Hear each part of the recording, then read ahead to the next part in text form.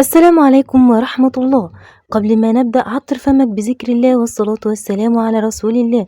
أتمنى تدعموني وتشتركوا في القناة ليصلكم كل جديد. قدري دايما ان انا اللي باخد الحاجة في وشي على طول كده، يعني دايما التوقيت يبقى جاي معايا انا اللي باخد الحاجة وهي سخنة. انما قبل ما اقول اي حاجة يجب ان اتوجه بالتهنئة للنادي الاهلي، فريق وجمهور. يجب ان اتوجه بالتهنئة للنادي الاهلي، فريق وجمهور. ويمكن وقت الماتش كان في حد بيكلمني، يعني بيقول لي اصل روح النادي، قلت له لا، دي مش روح النادي الاهلي. احنا ما عندناش روح، الزمالك ما كانش عنده روح النهارده، انما دي لياقة النادي الاهلي، ودي خطة النادي الاهلي، وده جمهور النادي الاهلي.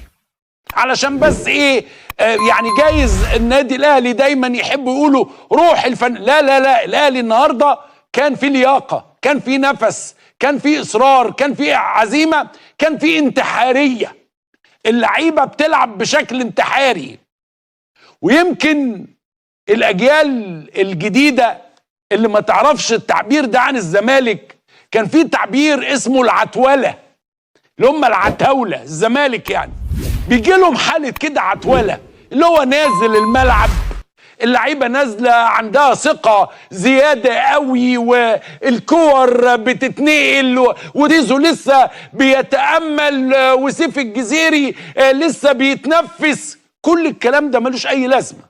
الزمالك نازل وهو بيلعب واثق زيادة عن اللزوم، حاسس بالنصر زيادة عن اللزوم. واضح كده انه المدرب ما اهلهمش للموضوع ده.